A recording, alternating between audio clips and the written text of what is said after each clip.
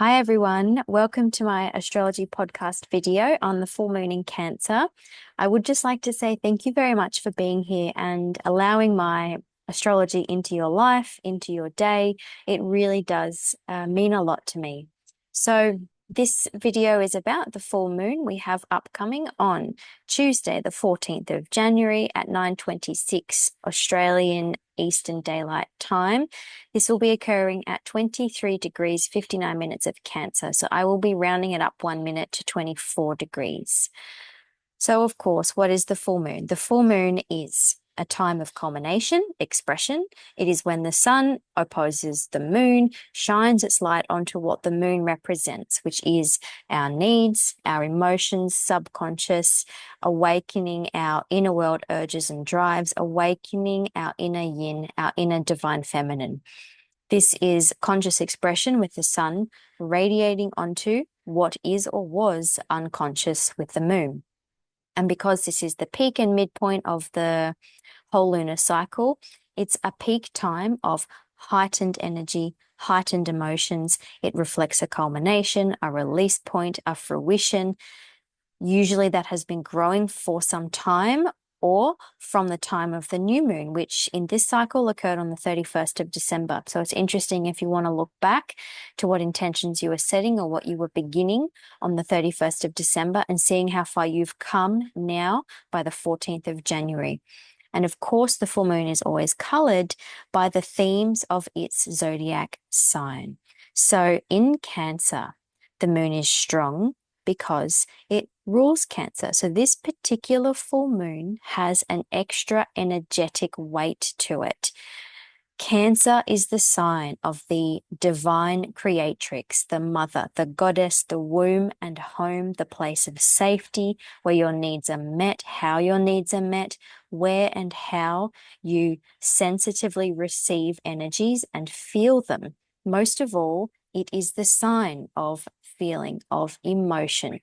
Cancer rules the waters, both your physical body waters and metaphysical waters and bodies of water on planet Earth. The moon rules the tides. Cancer, as I said, is ruled by the moon. The moon has phases which ebb and flow like the tides of the ocean that it influences. And this is how reflectively your emotions exist. You don't feel one emotion all day and then another emotion the next day like Tinkerbell. Emotions fluctuate throughout the day in response to the energies in play around you. This is the realm of Cancer. And this is why, as a side note, strongly Cancerian people can come across as inconsistent, changeable, or moody because they are ruled by the phases of the moon, ruled by the phases of their emotions.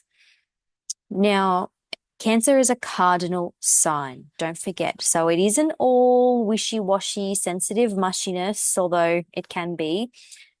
Cancer initiates. So at the beginning of Cancer season, when the sun moves into Cancer, we have the solstice, the winter solstice in the southern hemisphere. So Cancer can initiate, begin. Cancer goes for what it wants and it has the tenacity to get it. It's the sign of the crab, and crabs are tough. They have a tough outer shell that is impermeable for protection. Cancer is very strongly protective, has a very protective instinct, and crabs have strong claws that they use to get what they want and hold on to what they want. And yet on the inside, they can be all marshmallow, very, very, very sensitive, whether they're aware of their sensitivity or not. So this Cancer energy, it's kind because it cares a lot. Think of the archetype of the fierce mother wolf. Cancer does not always like being vulnerable, like its opposing sign of Capricorn. And the conscious Cancer, once it has opened, has that natural emotional bravery to express emotions and needs healthily and to be open with that, and can allow others to do the same in a very supportive, safe, and nurturing way. And at this full moon, that is certainly part of what we're being led to achieve. With the sun in Capricorn, with this parental axis highlighted by the lunation, because the signs of Capricorn and Cancer is known as the parental axis. Different astrologers apply mother and father to the different signs in the different houses, 4th and 10th house, that they rule. Overall, it is just known as the parental axis. This is how we parent and look after ourselves. This is how we push ourselves. This is how we nurture ourselves. This is how we motivate ourselves. So it's a very caring and supportive axis. And with the sun in Capricorn highlighting the moon, we are being shown how to be emotionally mature, emotionally responsible and accountable, emotionally healthy and functional. And this needs working on, because the sun is in diligent, hardworking Capricorn. Our needs need working on. This is what's being highlighted. And because that Mars retrograde in Cancer, going along his inner emotional journey, kicking up a fuss about subconscious emotional drives, unresolved history or memories, unresolved emotional patterning, especially from childhood, even trauma. Because Mars is conjunct the moon at the time that this moon is full, this Mars retrograde journey is being lit up like a water show. Mars in Cancer is ruled by the moon because the moon rules Cancer. So he has to do what she says. And this is like mum saying, calm down, sit in a corner, reflect, feel, acknowledge, and learn from this, and then come back and we can have a coherent, mature conversation. Because Mars in Cancer can have a level of immaturity, especially because what he's kicking up here can be very raw, unfiltered, unrecognized aspects that could have been buried for a long time and haven't had the time and space to mature and grow properly. And Mars activates. Mars can trigger this. He's the god of war, so he can show us conflict, clashing, anger, frustration, either internally or externally in your life. In Cancer, this is all around what we need. This is about our emotions. This is about how we do or do not feel safe and emotionally safe, where we feel like we need to go into self-protection mode.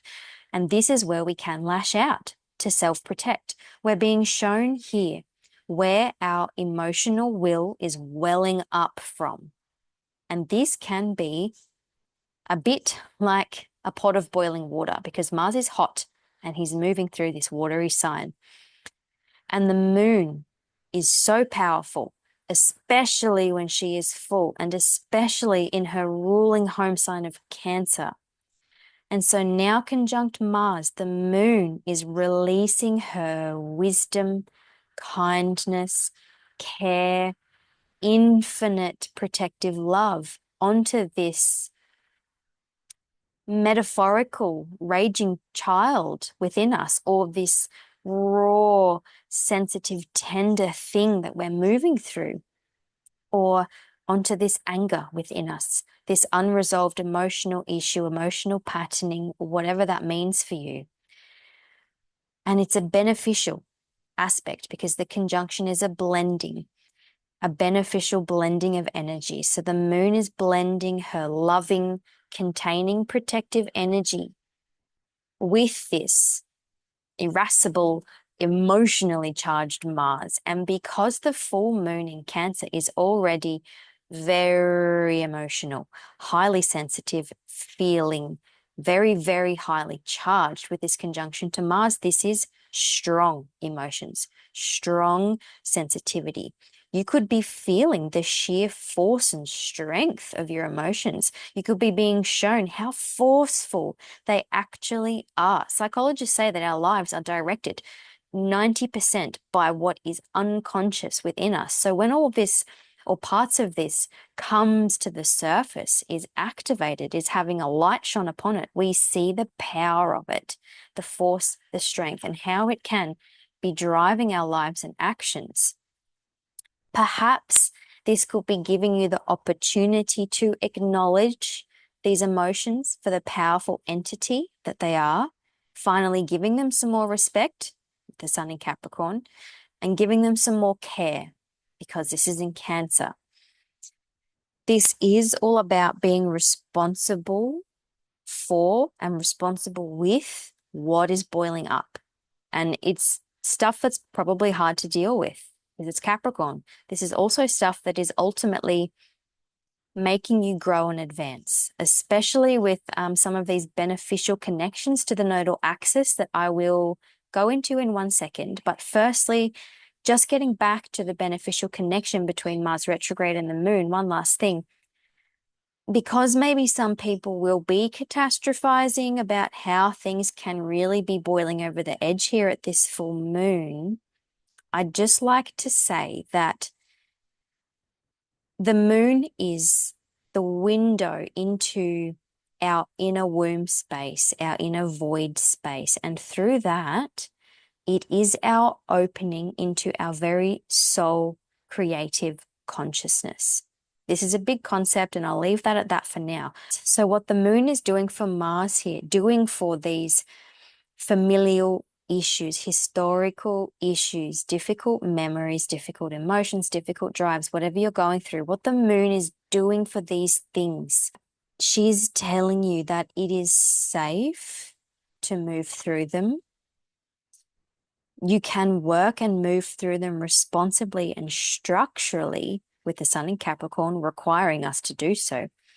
And you can be moving through this being supported. You are supported. You can support yourself. You may be being supported by others, but you are also being supported by your very soul consciousness.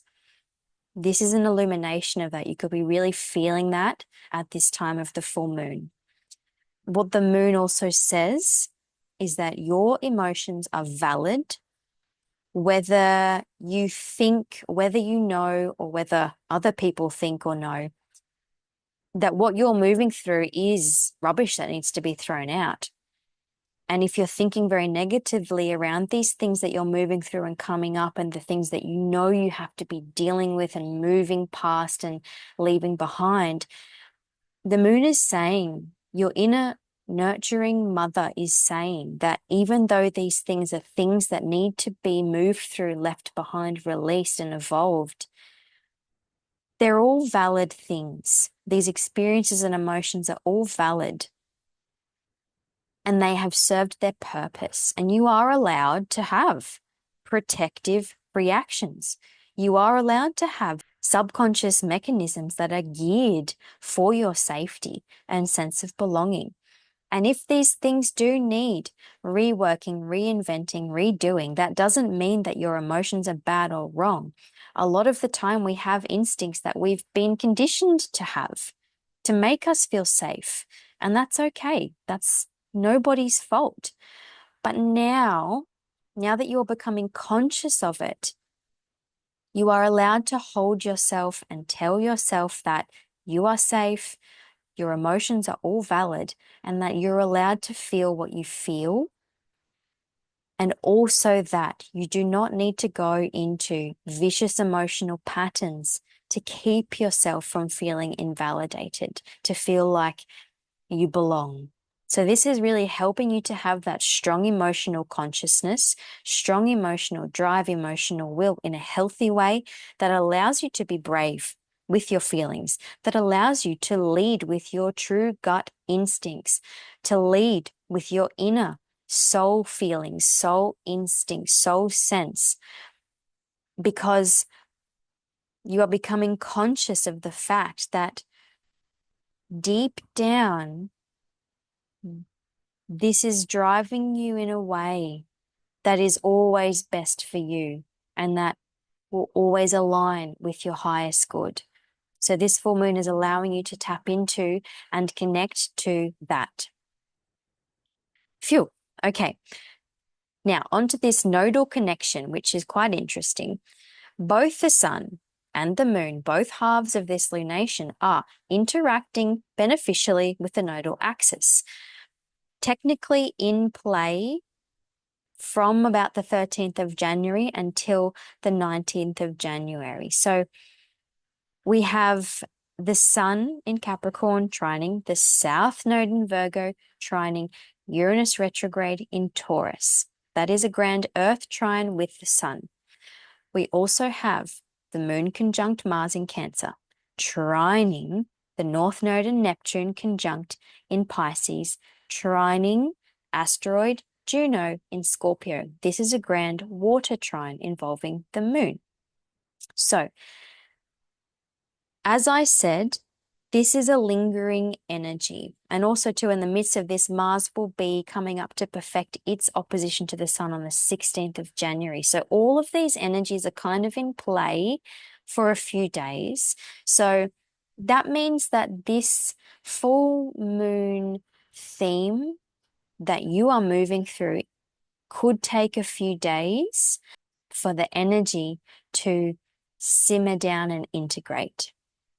Now, these are two tremendously supportive configurations, two grand trines, an earth trine involving the sun and a water grand trine involving the moon.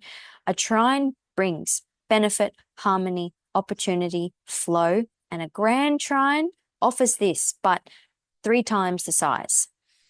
So the South Node in Virgo, freshly moved into Virgo on the 12th of January, is helping this Sun in Capricorn, burning ambition to be better with our emotions, to do this in a healthy Virgo way.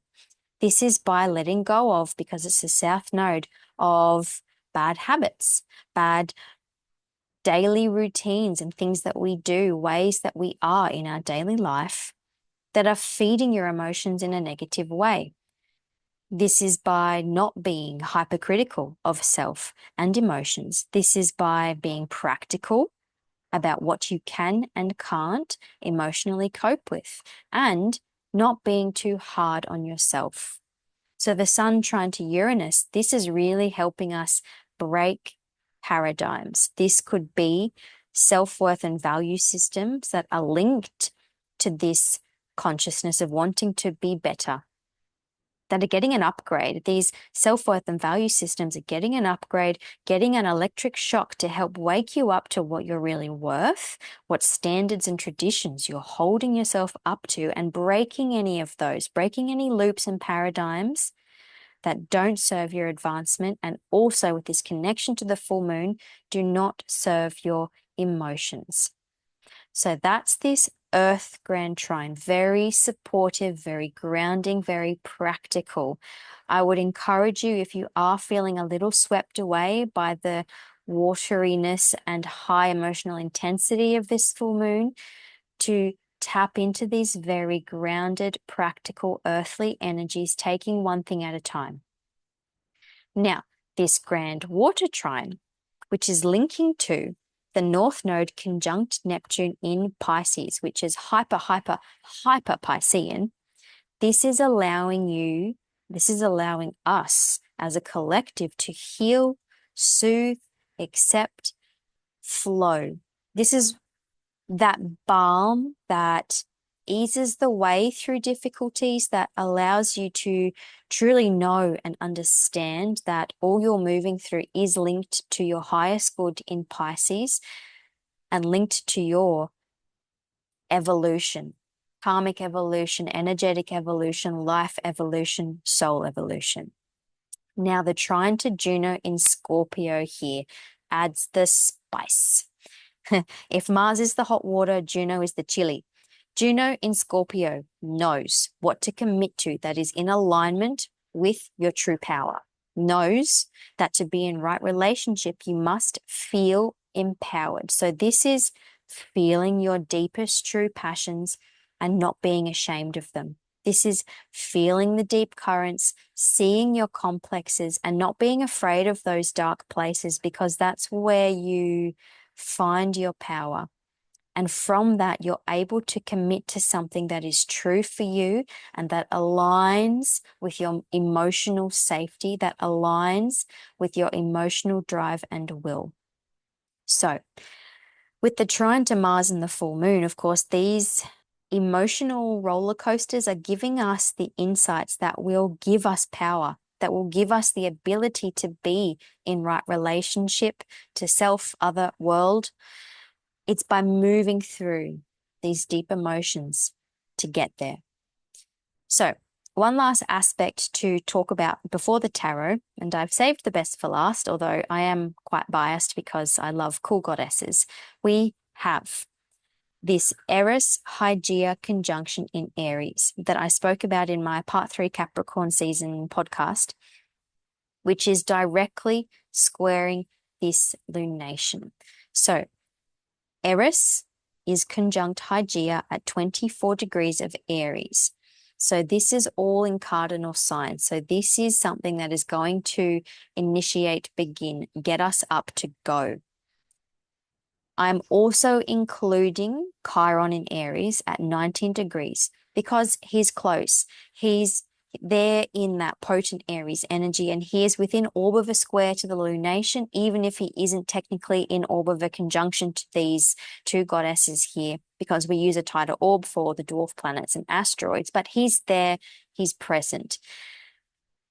This is a T-square configuration, the midpoint of this lunation on the Aries side.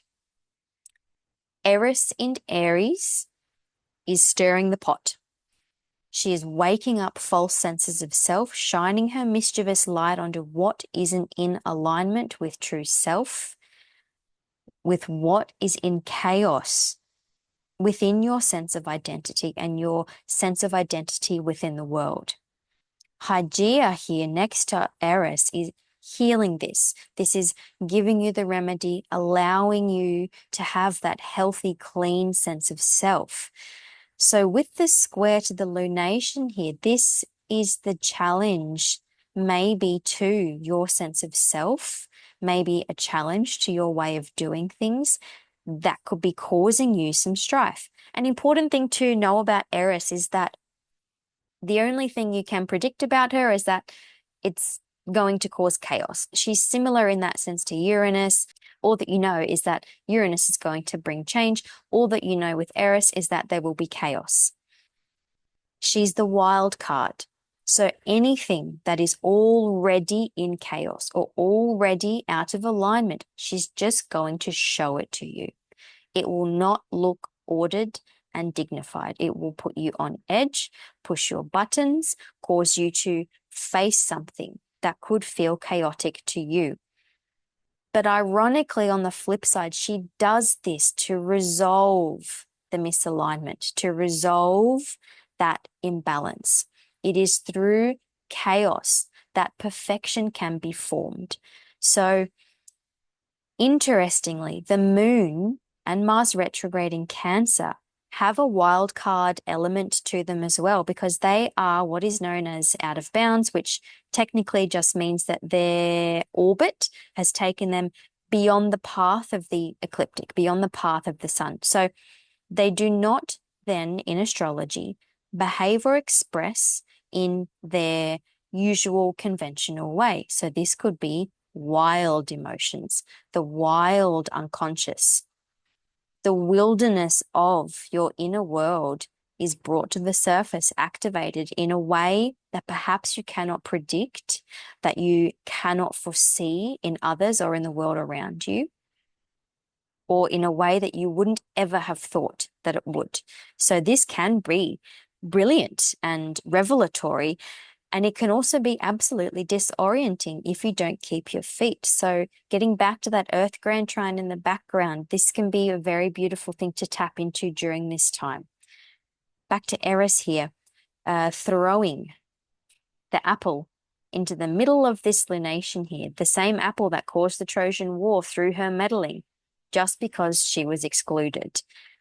This is the dice that starts the game. Things will be lit up, and yes, with the full moon, things will be illuminated, and we may not see or be able to predict where the chips will fall. I'm just getting family dynamics, yep, with Cancer, with the parental axis, with Chiron and Eris potentially eruptive family dynamics, or even just becoming aware of the family dynamics that are present and becoming conscious of them, conscious of conditioning that keeps you out of alignment.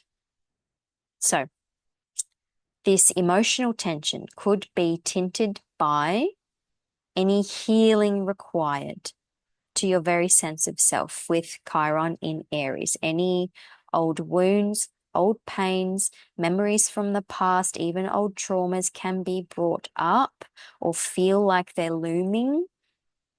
You could be feeling very raw, fragile, even tender through this whole dynamic journey. And with Chiron here and Hygeia, this is ultimately a healing process.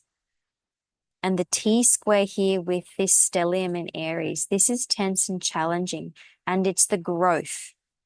It's the realignment that eventuates through this challenge.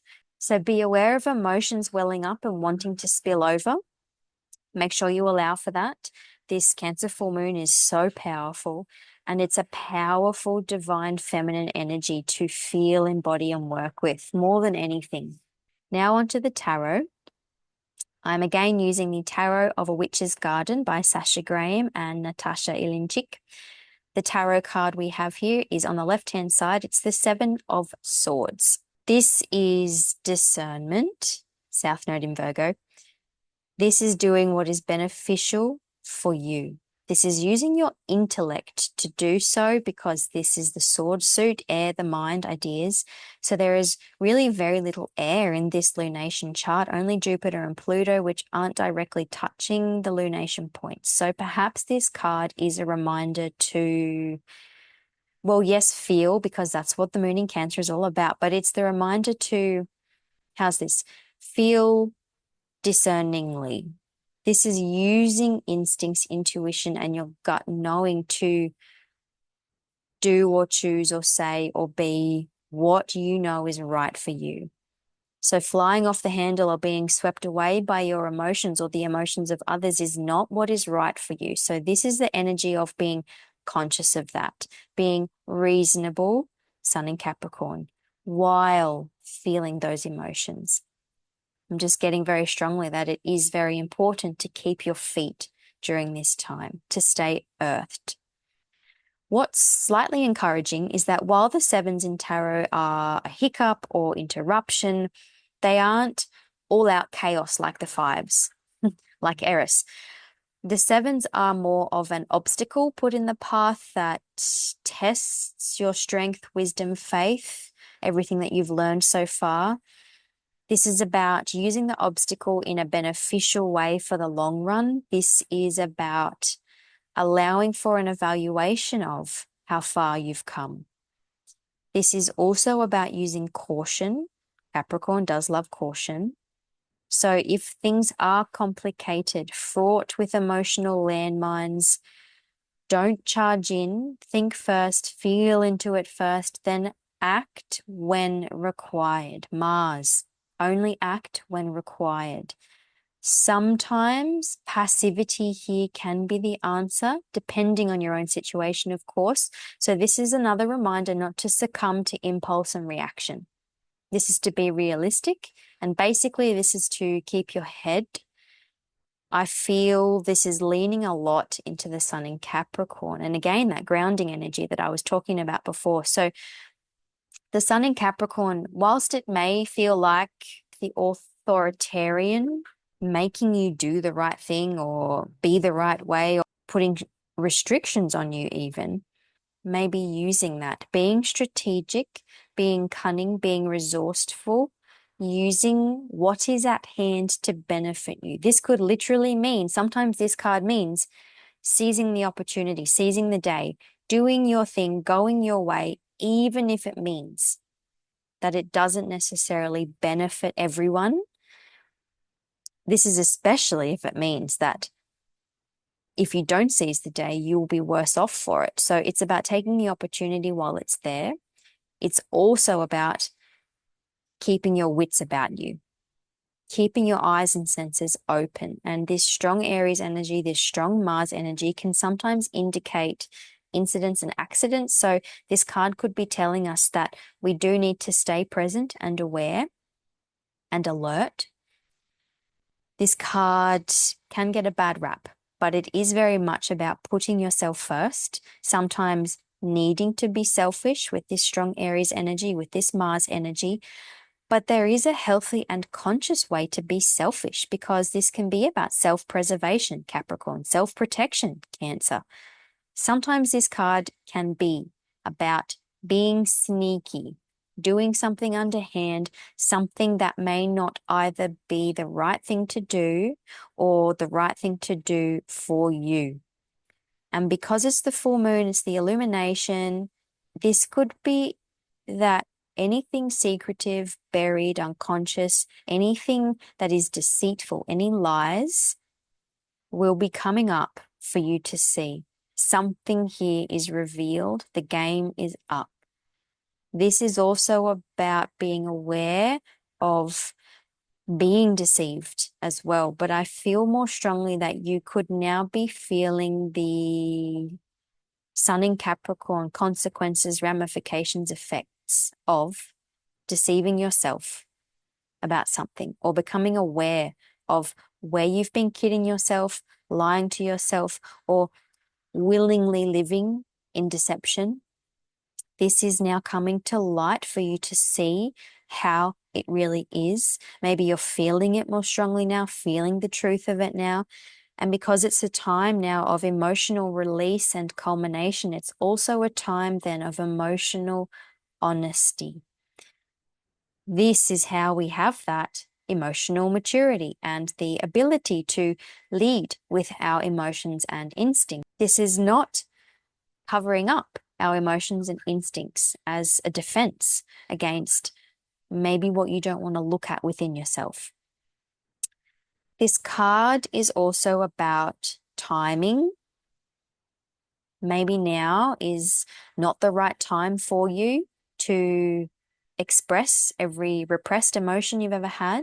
Maybe it's about taking this at a realistic pace with the Sun in Capricorn and taking the space that you need to integrate this before making any big shifts.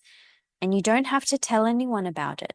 Just because you're moving through something, feeling through something, having a breakthrough about something, it can all just be private. You don't have to make it public. And the thing that I find interesting about this particular depiction of the Seven of Swords is that it's a little ironic and perhaps inciting that, in light of the fact that one of the first traditional responses to this card is about stealth and concealment, and the figure in the traditional card is literally stealing swords while everyone is asleep. Or in this card, it's under cover of darkness. But this figure is wearing a red hood. It's not like she's camouflaged here. She stands out. So the message that I get now is that taking action, Mars, to do something authentically for you doesn't have to be shared or validated by others for it to be right. Now, I'm not saying that you're allowed to go and steal a basket of apples off someone like this woman, but it's intriguing what these apples represent. I'm feeling Eris here because she threw that apple into the wedding in the myth. If you listen to my Capricorn Part 3 podcast, you know that Eris has a very strong link to apples and the repressed divine feminine. And it's partly through that link of that flippin' apple, just like Eve in the Bible. The red cloak is an obvious association with Little Red Riding Hood, which is a very old and now very sanitized folktale about coming to maturity through knowledge of the real world and the lessons, perils, challenges that the real world can pose to you. So it's also about sexual empowerment. That's a whole other story. In the original version, she was never eaten by the wolf. She was never rescued. She saved herself through her own cunning. I digress. So here, with the Seven of Swords, we have a person taking the fruits of knowledge, passion, wisdom, and empowerment because of what this person has learned. And in this particular situation, she's not parading about it. She's doing it by herself on her own terms, taking what she requires perhaps because this opportunity to do so came along. This is about that right timing again. So seizing the wisdom of this full moon, of this deeply wild card, chaotic, triggering emotional journey, you don't have to shout about it or be reactive about it. This is about the necessary containment, maybe with Capricorn, of these lessons and emotions, because they're yours. They're yours to work through, and the right time will come to express them, to act on them when you feel that the time is right. And it's about doing things on your own terms, most of all. Now, as I said, this is a period of a few days, this full moon time, from when the sun trines Uranus on the 13th of January, the day before the full moon, 13th of January, until firstly when Mars makes his perfected opposition to the sun on the 16th, which 16th of January can be a day of an even more significant illumination and activation, up until the 19th of January, when the sun perfects its trine to that south node in Virgo, which was in play in that Earth grand trine during the full moon. So these energies from the 13th of January until the 19th of January, they are flowing through day to day and may even ebb and flow, come and go before they're finally resolved. But again, it's about timing and doing what you do when you do it because it's right for you and in alignment with your feelings, your needs, in alignment with your well-being and what is best for you. Now I'm just going to read out an oracle card that I was feeling drawn to pull. It's by the amazing deck by the beautiful artist Wendy Andrew, called the Goddess Love Oracle. I will leave you with her words before signing off. Love, be free from all that holds you back. Rhiannon, goddess of love and sensual pleasure, comes to you now saying, feel me now as lover. I am life's lust. I am pure love. Her white mare may gallop into your dreams. Will you ride her through the swirling veils and into the other world? Are you ready for transformation from caterpillar to beautiful butterfly, from duckling to magnificent swan? She has come to show you the power of love. She is love and she changes everything she touches. Let her love teach you to live from your heart and to love and embrace your beautiful body. Hers is a path of deep connection. She calls you to open to her sacred, fertile power. Let her move you if you are stuck. Let her hold you if you are afraid. Let her heal your wounds and make you whole. Now is the time to cast aside your limiting thought patterns. Stop making negative judgments and criticism about yourself and others. Rhiannon is here to set you free from all that holds you back. Her gift of freedom is love. The waves of change are coming. Are you ready to ride her white horse and crest the waves with love? So again, that was words and art by Wendy Andrew from the Goddess Love Oracle. Thank you so much for joining me again. Have a splendid, magical Cancer full moon on the 14th of January, and I will see you in my next video podcast. Bye.